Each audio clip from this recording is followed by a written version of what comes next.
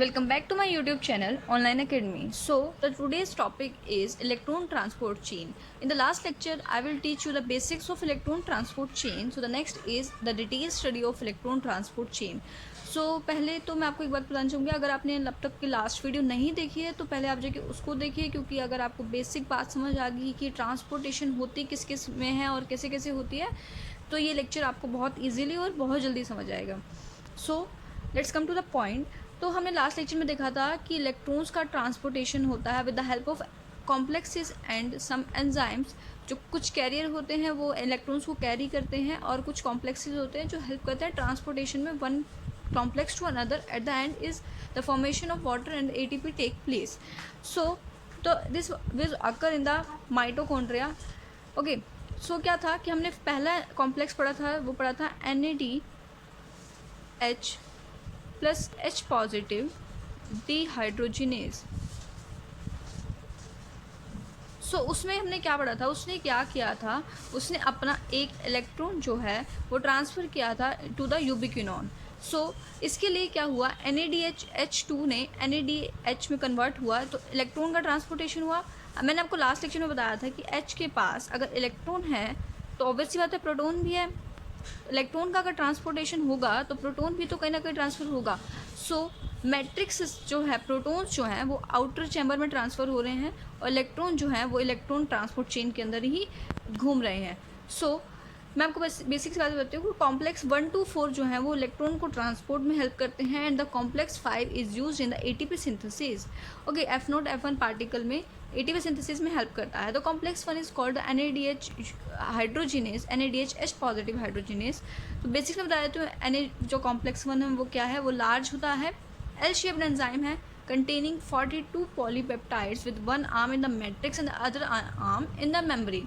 सो इसका मतलब क्या है कि one arm is in the matrix and the other one is in the membrane. क्या मतलब है कि जो NADH पॉजिटिव है वो NAD में कन्वर्ट होता है in the matrix, and the protons are transported into the outer chamber.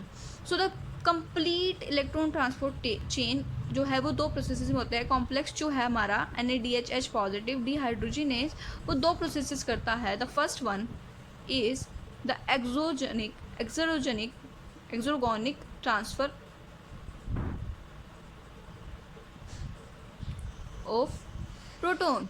The second one is endergonic transfer of proton. Okay, अब एक्सरगोनिक ट्रांसफ़र ऑफ प्रोटोन और एंडरगोनिक ट्रांसफ़र ऑफ प्रोटोन का मतलब क्या है. तो क्या है, एक्सरगोनिक मीन्स NADH पॉजिटिव जो है, हमने लास्ट लेक्चर में पढ़ा हो, तो यूबिक्विनोन को इलेक्ट्रॉन ट्रांसपोर्ट करता था. ओके, और कन्वर्ट हो जाता है NADH पॉजिटिव एंड यूबिक्विनोन में. ओके, तो ubiquinone carry both protons and electrons. In that case जो यूबिक्विनोन था उसके पास electron and proton as well दोनों आ जाते थे. But in the case of endergonic transfer of protons, उसमें क्या होता था कि जो इनर स्पेस था मेम्ब्रेन का, इसमें से डायरेक्ट ट्रांसफर होता है 4H आयंस का into the outer chamber. This is called exergonic transfer of proton. Okay, so the next is complex. सबसे पहले हम देख लेते हैं हुआ क्या है इस साइकिल में. NADH से NADH पॉजिटिव में कन्वर्ट हुआ 4H आयन जो हैं वो आउटर चैम्बर में चले गए. नाउ मैंने आपको लास्ट सेक्शन में बताया था कि कुछ कैरियर्स होते हैं जो इलेक्ट्रॉन को कैरी करते हैं. FMN, FeS, okay, this iron sulphate. Okay, ये सो जो है हमारे कुछ कैरियर्स थे जो इलेक्ट्रॉन्स को ट्रांसपोर्ट करते थे. तो पहला हमने पढ़ा FMN, वो क्या करता था, इलेक्ट्रॉन को कैरी करता है, then transfer into the FeS, then the FeS transfer these electrons to the ubiquinone. Now the ubiquinone transfer the electrons to the ubiquinol and form ubiquinol. आगे ट्रांसफर करता था, ubiquinol बनाता था. हमने पढ़ा था ubiquinol is an unstable, so it convert back into the ubiquinone and by releasing the electrons to the cytochrome B. Now the cytochrome B से again जो FeS है, that is a carrier, तो क्या करता है, इलेक्ट्रॉन को carry करता है and then transport into cytochrome B to cytochrome BC1. हाँ, तो थर्ड वन पॉइंट में क्या हमने पढ़ा था, थर्ड कॉम्प्लेक्स साइटोक्रोम BC1. हमने पहले क्या था, B देन C1. तो क्या हुआ, यूबिक्विनोल से इलेक्ट्रॉन्स जो हैं वो ट्रांसफर हुए साइटोक्रोम B को. देन द साइटोक्रोम B ने FeS को ट्रांसफर किए, that is the electron carrier. As you know then the electron carrier transport these electrons to cytochrome C1. Now the cytochrome C1 transported these electrons to cytochrome C oxidase. For this they use a mobile carrier that is called cytochrome C. उन्होंने cytochrome C जो mobile career था उसको use करके अपने electron जो हैं वो cytochrome C तक पास किए. नाउ एक और चीज़ हमने यहाँ पे पढ़ा था कि दो कॉम्प्लेक्स थे, कॉम्प्लेक्स 1 एंड कॉम्प्लेक्स 2, जिन्होंने इलेक्ट्रॉन्स को यूबिक्विनोन तक ट्रांसफ़र किया था and the ubiquinone formed into ubiquinol. The NADH positive के बारे में मैंने आपको बता दिया कि कैसे कैसे इलेक्ट्रॉन्स को ट्रांसपोर्टेशन करता है, देन वहाँ से साइटोक्रोम C तक पहुँचते हैं. नाउ द सेकेंड एंजाइम हमने पढ़ा था second complex basically it is succinate reductase. मैंने आपको बताया था सेकेंड कॉम्प्लेक्स क्योंकि जो उसमें था कि सक्सिनेट जो है फ्यूमिरेट में कन्वर्ट हो रहा था, वहाँ पे सक्सिनेट डिहाइड्रोजिनेज एंजाइम का यूज़ किया था, तो वहाँ पे सक्सिनेट डिहाइड्रोजिनेज एंजाइम का यूज़ नहीं हुआ था. Succinate is converted into fumarate, then FADH positive जो था वहाँ पे फॉर्म हुआ था. सो यहाँ पे FAD इलेक्ट्रॉन जो हैं वो FAD से FAS तक ट्रांसफ़र होंगे, अगेन कैरियर आ जाते हैं. देन फ्रॉम FAS से इलेक्ट्रॉन जो यूबिक्विनोन, देन यूबिक्विनोन से ubiquinol. Ubiquinol is an unstable compound, it also gives the convert back into the ubiquinone and transfer the electrons into the cytochrome B. Now the cytochrome B again transfer the electron into FAS, which is also again an electron carrier. From the FAS it is transferred into cytochrome C1, then cytochrome C1 transfer the electrons to cytochrome C, which is a mobile carrier. So the mobile carrier transport all these electrons which is collected by complex 1 and the complex 2 is transported to cytochrome C. Okay. Now इसके बीच में हमने क्या देखा, तो जो यूबिक्विनोन से यूबिक्विनोल बन रहा था, देन 2 एचाइन रिलीज़ हो रहे थे.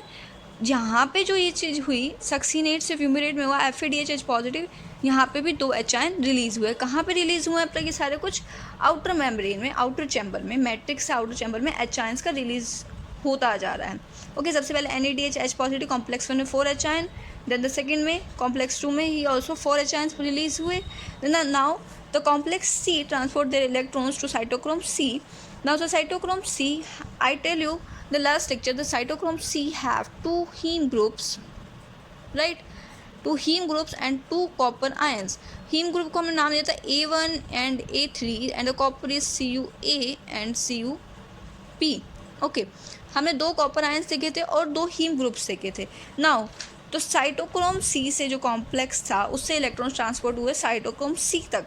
साइटोक्रोम C इलेक्ट्रॉन को ट्रांसपोर्ट करेगा into copper ion 1, that the copper ion 1 is transported into A1 and A3, that is heme groups. Okay, A3 से कॉपर आयन 2 तक गए एंड देन क्या हुआ, जो वहाँ पे 2 H आयन थे वो तो रिलीज़ हो गए आउटर चैम्बर में, जो इलेक्ट्रॉन्स थे वो ऑक्सीजन यूज़ हो गए वाटर मॉलिक्यूल फॉर्म कर देंगे.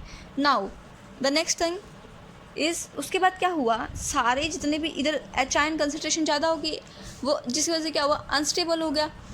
अब आपको मैं एक बेसिक बात बताती हूँ. Suppose this is a membrane, A B 2 side हैं. ओके, नाउ अगर यहाँ पे H आयन की कंसनट्रेशन बहुत ज़्यादा हो गई है तो हमें इनको बैलेंस आउट तो करना पड़ेगा. तो यहाँ से जो है H आयन सारे यहाँ ट्रांसफ़र होंगे, क्योंकि अगर एक side H ion positive ion की कंसनट्रेशन ज़्यादा हो जाएगी तो वो अनस्टेबल मेम्ब्रेन हो जाएगी. तो उसको स्टेबल करने के लिए to maintain the H ion balance around the membrane, H ion transport back by using their energy. सबसे पहले क्या करेंगे, वो H आयन्स को ट्रांसपोर्ट करेंगे B के पास वापस से, और क्या यूज़ करेंगे, अपनी एनर्जी को यूज़ करेंगे. The second is protein present on the membrane to transport the H ion back to the membrane. Okay, to maintain equilibrium को मेंटेन करने के लिए जो H आयन की ट्रांसपोर्टेशन होगी वो कैसे होगी, यहाँ पे प्रोटीन्स प्रेजेंट. तो जैसे मैंने आपको बताया कि प्रोटीन प्रेजेंट होगा on the membrane to transport H ion back to maintain the equilibrium. जो यहाँ पे H आयन्स हैं उनको यहाँ तक पहुँचा के इक्विलिब्रियम मेंटेन करने के लिए क्या होगा, प्रोटीन प्रेजेंट होगा. That protein is called complex 5. Complex 5 वो प्रोटीन की तरह काम करेगा एंड ट्रांसपोर्ट करेगा प्रोटोन को and the release energy in the form of kinetic energy which is converted into ATP. Kinetic energy और केमिकल एनर्जी जो है वो कन्वर्ट हो जाएगी ATP के अंदर. नाउ हियर इट इज़, यहाँ पे H आयन की कंसंट्रेशन ज़्यादा थी, वो क्या होगी, कॉम्प्लेक्स 5 की हेल्प से F0 F1 पार्टिकल्स की हेल्प से H आयन जो है मैट्रिक्स में वापस से कन्वर्ट जाएंगे. Now the HIN release kinetic energy help in information of ATP. क्या होगा, जो ये HIN से ये क्या करेंगे, एनर्जी रिलीज करेंगे. ये किस फॉर्म में, काइनेटिक एनर्जी के फॉर्म में, which help in conversion of ADP and PI inorganic phosphate and ADP को कन्वर्ट करेंगे वापस से ADP के अंदर. So it's all about electron transport chain in which you will study about the 5 complexes, जिनका क्या क्या यूजेस हैं और क्या क्या काम करते हैं कॉम्प्लेक्सेस सारे, और कहाँ कहाँ कौन कौन से कैरियर्स यूज़ हुए हैं और कहाँ से ट्रांसपोर्टेशन कैसे हुई है. So if you find it helpful then please hit the like and subscribe button. Thank you for watching my video.